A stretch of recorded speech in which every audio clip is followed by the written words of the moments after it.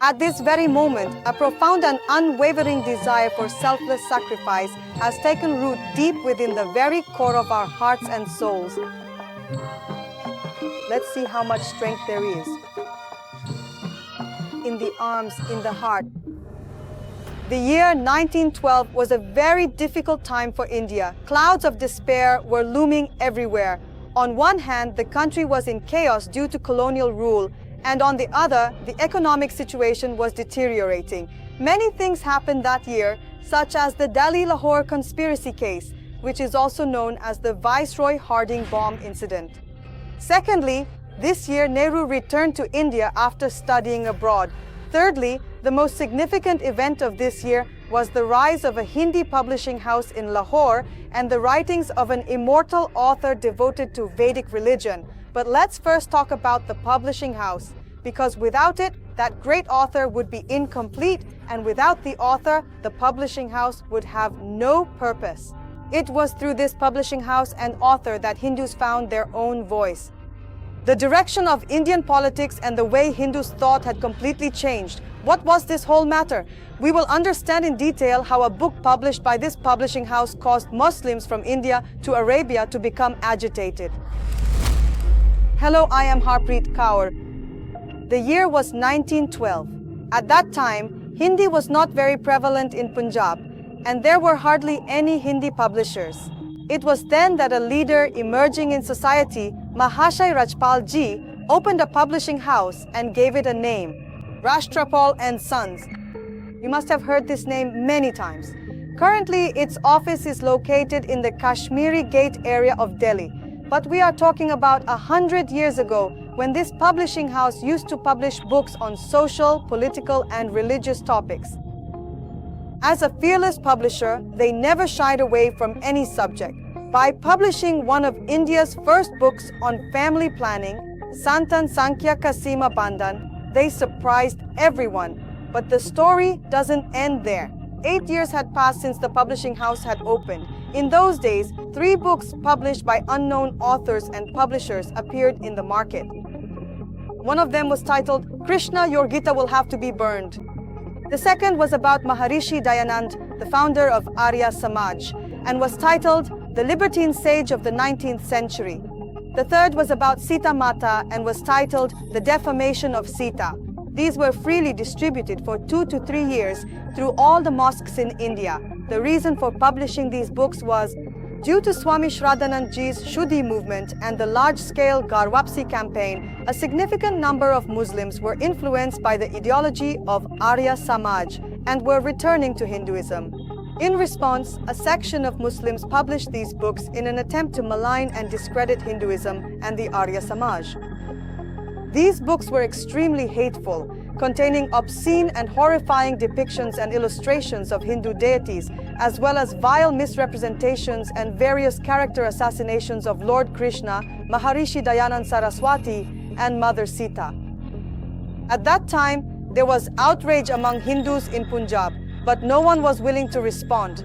In response, a learned scholar, Pandit Chamupati, picked up his pen and after reading the Quran and Hadith, wrote a book on the character of Muhammad titled Ranjila Rasul. This book discussed aspects of Prophet Muhammad's past life. However, he did not want the book to be published under his own name, but no publisher was willing to print it.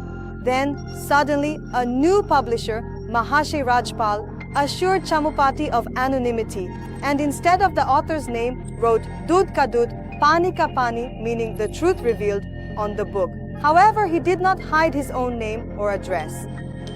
As was feared, as soon as the book was published, a huge uproar broke out. Rajpalji came under immense pressure to reveal the identity of the author, but he did not break his promise, and as a result, he became the target of anger. Rajpalji was murdered. In our recent episode about Rajpalji, we covered the entire incident in detail. We are also providing the link in the description. You should listen to that history as well. But today, the discussion is about something else. Of Pandit Chamupati Ji, whose pen gave birth to Rangila Rasul. Pandit Chamupati Ji was born on February 15, 1893 in Khairpur Ramewala of Bahawalpur. Bahawalpur is now in Pakistan. His original name was Champat Rai. His father's name was Basantarama Mehta and his mother's name was Uttami Devi. This was a time when if someone obtained an MA degree, their name would become well known everywhere. After completing his matriculation studies in Urdu and English, Champat Rai did his BA in Urdu, Persian and English from Jarton College in Bahawalpur. Up to this point, Chamupati ji did not know Hindi. He used to call himself an atheist. He had no interest in religion or God, but when he witnessed the AryaSamaj movement and learned about the ideas of Maharshi Dayanand ji, he was so influenced that he resolved to do an MA in Sanskrit. After succeeding in the examination, he set a commendable example. Now he began to take an interest in the activities of the AryaSamaj. In 1919, Pandit ji wrote and published the Urdu biography of Maharshi Dayanand, titled Dayanand Anand Sagar. In this work, he used the epithet Sarvare Makhlukat, meaning the jewel among mankind, for Maharshi Dayanand ji. AryaSamaj and Maharshi were so influential that Champat Rai Acharya, who until then had called himself an atheist, transformed into Pandit Chamupati and set out to dedicate himself to the propagation of Vedic Dharma.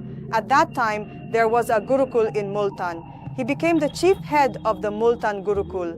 He was so successful in running that Gurukul that the then leaders of AryaSamaj in the field of education, scholars, historians, freedom fighters, and the great orator Acharya Ramdev ji were also impressed by his qualities.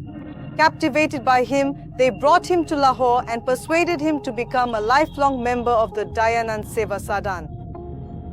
For many years, Pandit ji lived in Lahore and edited the Vedic magazine and the Hindi journal Arya. He gained great fame as a speaker and writer. Due to his dedication, these publications achieved remarkable success and became popular not only in undivided Punjab but throughout the country. During this period, by writing Rangila Rasul, he made it clear to the particular group conspiring against Hinduism that if any book was written about Hindu great men in the future, this would be the response. However, at that time, the AryaSamaj was working to awaken Hindus in South Africa. There was a need for scholars there, so on behalf of the Arya Representative Assembly of Punjab in 1925, you went to Africa to promote Vedic religion and culture. During this journey, there is an incident where the renowned scholar Pandit Madhavacharya invited Chamupati ji for a scriptural debate in which he could insult Pandit Chamupati ji and assert his influence over his disciples. However, during the debate, Pandit Chamupati ji, in a courteous manner, referred to Pandit Madhavacharya's wife as his own daughter. So Pandit Madhavacharya also bowed before him. Around the same time, a major event took place in the country. Alarmed by the Shuddhi movement, some religious fanatics murdered Swami Shraddhanand ji in Delhi. After that, the AryaSamaj's prominent educational institution, Gurukul Kangri, was in need of a president. Then, starting from 1926 for the next 8 years, you adorned the positions of vice president, head and acharya among others at Gurukul Kangri. It is said that once Pandit Chamupati visited the Vedic Sadhan ashram in Tapovan, Dehradun. There he saw a Hindu catching fish in a lake near Tapovan, and he even called him an Islamic Hindu. He was a strong proponent of non-violence and vegetarianism. Chamupati ji was an extraordinary person dedicated to Vedic culture, and he possessed profound knowledge of Christianity, Islam, and Arya principles. His arguments were irrefutable. His writing itself served as a sword. Even today, his books stand as indelible as lines carved in stone. These include Som Sarovar, Jivan Jyoti, Yogeshwar Krishna, Rangila Rasul, Urdu, Dayanand Anand Sagar, Marsiya, Ai Gokhale, Jawahar Javed, Chaudhary Ka Chand, Mazhab Ka Maqsad, Mahatma Gandhi, and AryaSamaj, and the translation of Yajurveda. He authored countless works such as Glimpses of Dayanand. He was a scholar of 7 languages. Pandit ji wrote in 4 languages, and great writers and editors were captivated by his knowledge-filled, iron-strong pen. However, he was not granted a long life. Some of the words he spoke remain immortal even today.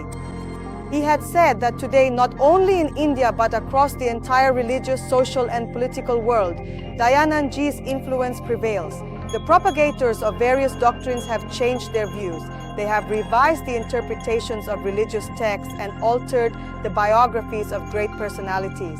The life of Maharishi Ji speaks through these biographies. Rishis never die. They live on in the form of their ideals. Who is the very soul of uplifting the downtrodden? The redeemer of the fallen, Dayanand Ji. Who is the life force behind social reform? The ideal reformer Dayanand Ji. From where does the inspiration for the spread of education come? Who proclaims the glory of the Vedas through the conduct of Dayanand, O Mother, Rishi Dayanand Ji? Who teaches the way to honor the primordial goddesses, the worshipper of goddesses, Dayanand Ji? Who takes up the cause of showing compassion to all living beings in the matter of cow protection, the compassionate Dayanand Ji? Come, let us immerse ourselves in the spirit of Rishi Dayanand. Let our thoughts be his thoughts, our conduct be his conduct, our message be his message, and every one of our efforts reflect his efforts. Let the cry of victory to Maharshi Dayanand rise from every woman. With these words, dedicating his life to the Vedic faith and spreading its message, Pandit Ji passed away in Lahore on June 15, 1937, at the age of 44. 100 salutations from the AryaSamaj to Pandit Chamupati Ji, the great devotee of selfless service.